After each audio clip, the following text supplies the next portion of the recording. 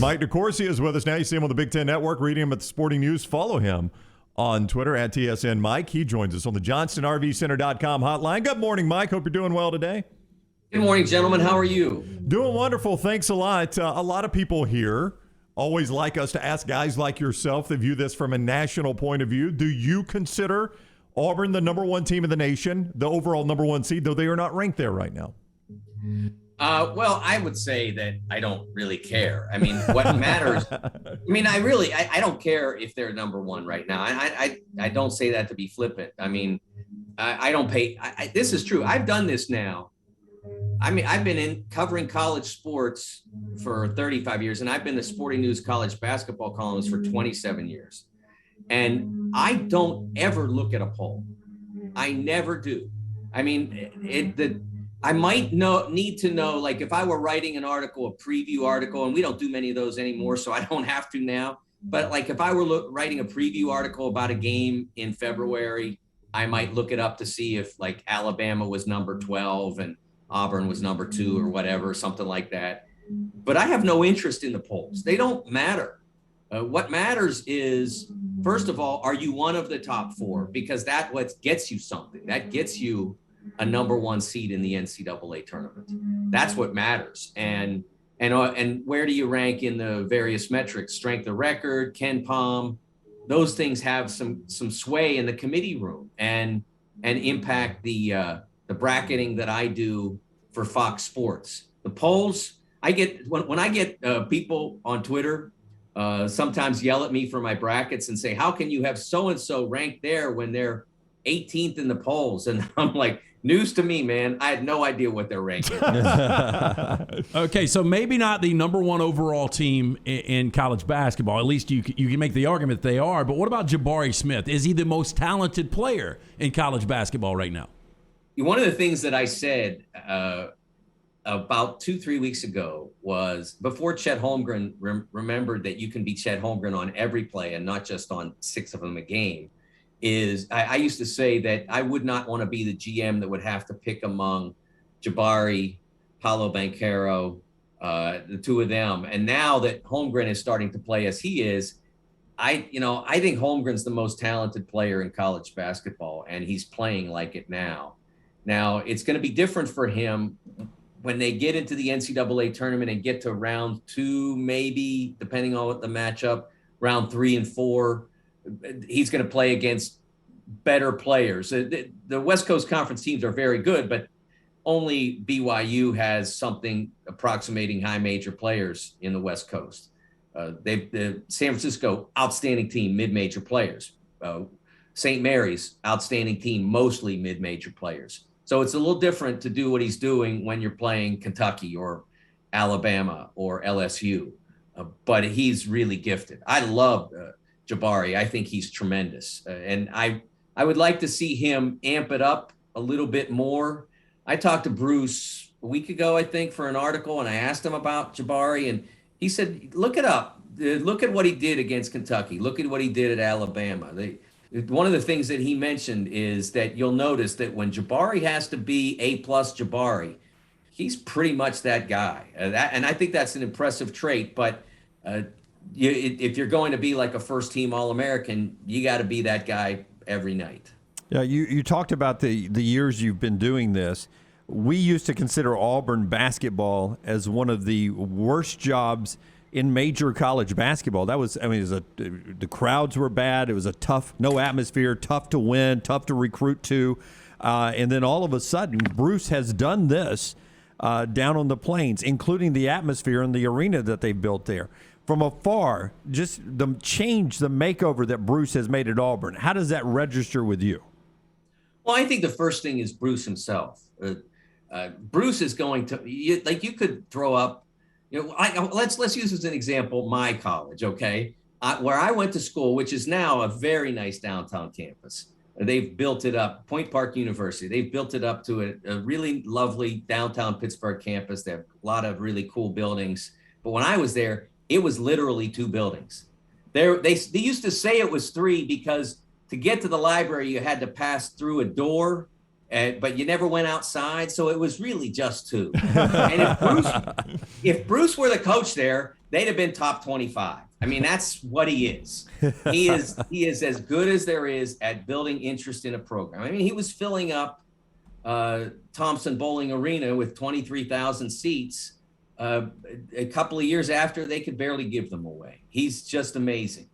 But I think a couple of things he's unlocked, it starts with they did really build a beautiful building. And if they put a team that's highly competitive in the SEC on the floor, why not go to the game? I mean, yeah, I know, and you know, and everybody there knows that football is the most important sport and the one that everybody gravitates to. But what else are you doing on Tuesday night? You don't want to go see him play Alabama? I mean, why not? So there's that. And then the second thing that he's unlocked, and this is the most important to the success of the program, is that Auburn's like an hour and a half away. It's an hour and a half drive from Atlanta. There are so many good players in the state of Georgia. And why shouldn't Auburn have a shot at them? You can get from the Atlanta suburbs or wherever around there to Auburn's campus in an hour and a half. And you're not going to have to worry about snow on the drive in the middle of the winter. So that's been a great draw for him. He's done. You look at the roster and it's filled with those young men. And that's part of the reason why Auburn has been so successful this year. Mike DeCourcy is with us at TSN Mike on Twitter. You read him in the Sporting News and Fox Sports with his bracket analysis for Fox. You also see him on the Big Ten Network. He's on the JohnstonRVCenter.com hotline. This is the time of year when a lot of us who don't know as much as you start trying to identify, hey, I like this team for an NCAA tournament run. I watched Villanova at Purdue the other night. The polls you don't look at had – at Providence. The polls you don't look at have Providence ranked high, but then I looked at the KenPom you talked about. They did not. That was an impressive win by Villanova, who appears to be a team that is becoming the team we always expect out of them come tournament time. They're going to be hard to beat, but they're also going to have a hard time winning the biggest games. And what's the biggest game? I don't know. Is it the Elite Eight? Is it a tough Sweet 16 game? Is it in the Final Four? I can't say, but they're going to lose in the NCAA tournament. And the reason they're going to lose is that they can't protect the rim. They don't have that player. It's very rare to win an NCAA tournament when you can get the ball to the rim against the team and have a reasonable chance to score. They just don't have the size that you need to win it all. But they have the size, like teams as good as Villanova, and they are terrific, can make the Final Four. And that's a heck of a year. Those last 2 games, you got to have most everything. What's interesting about this year, and I wrote this in an article that we have now up on Sporting News, is that usually you need a guy at point guard who is coming from a 5-star background, who is on his way to the NBA and probably in the first round. Usually, over the last 15 years, nearly every team that's won has that. This year, nearly every team that could win doesn't. It's fascinating. You know, Wendell Green at Auburn is terrific, but he's not that guy. You look at Gonzaga. Andrew Nembhard was a 5-star player, but not a McDonald's All-American, not one of those guys that everybody had to have in the game. And so maybe he's not that guy. He's certainly not going to be a first-round pick. He's in his 4th year of college. You look all around, and the only place that you look and see where maybe they have that is Kentucky, where they're playing Wheeler at the point, but they have Washington next to him. And Washington is the McDonald's guy. He was like 11th in his class, something like that. He's going to be a first-round pick somewhere in the lottery. So I find that part of it fascinating, that all these terrific teams, Purdue, Providence, whoever you want to name, UCLA, Arizona, none of those teams have that guy. So somebody's going to have to win it, but they're going to have to defy recent history in order to get there. If you had to guarantee us one team in the Final Four in New Orleans. I'm going to have to say Gonzaga, because I think at this point, as long as they close it out, they have a road trip last week of the regular season. They have to go to San Francisco and St. Mary's. Could lose, probably not. And then the conference tournament. If they close it out without losing, they'll probably be the one in the West. And it's always an advantage to be a one in the West, because other teams the way the NCAA emphasizes geography in seeding, they don't say, okay, Auburn's the one in the West, so we'll give them the weakest. Gonzaga's the one in the West. They're the number 1 overall. We'll give them the weakest number 2, but then the strongest number 3. Well, if the strongest number 3 is, I don't know, let's use Villanova as an example. If they're the strongest number 3, they're not sending Villanova 3,000 miles. They're trying to keep Villanova reasonably close to home. So then the bracket gets weakened in the West. So it's always an advantage to be out West. If I were a 3 or a 4 seed, most years I'd say ship me out there because I'm going to have a better chance of making the Elite 8. There won't be as many good teams to get through.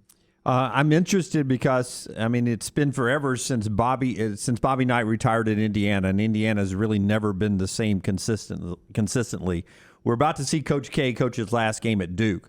What's Duke after Coach K goes away? Are they able to sustain anything that they've been under Coach K?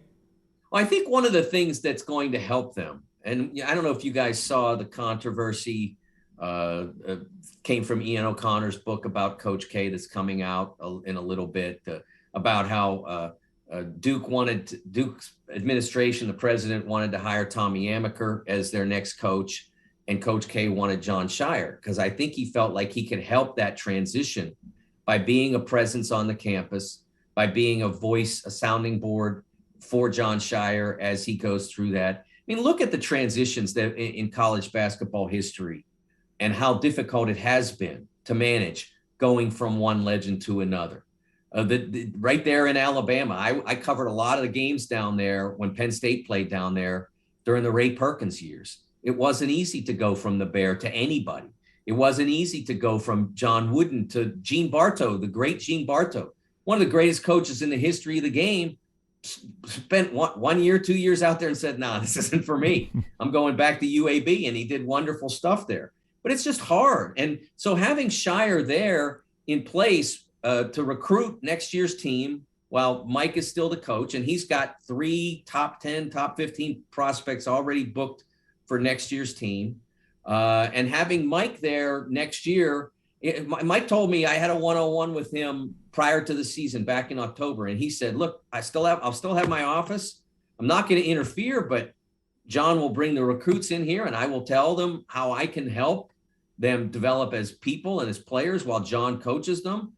I think that's a valuable resource to have. So the fact that he preferred Shire for that reason, I think it showed real vision. Who else has managed that transition well? Certainly didn't happen at Indiana, as you said.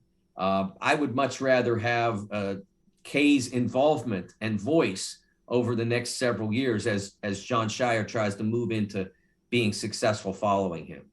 He is Mike DeCourcy. Go follow him on Twitter at TSN Mike. Read him at the Sporting News and Fox Sports and see him on the Big Ten Network. Mike, thank you very much for the time. Always a pleasure. Thanks, guys. It was great. I appreciate it. Yeah, Thank you, Mike. take care. Have a great week. Mike DeCourcy with us on the JohnstonRVCenter.com hotline.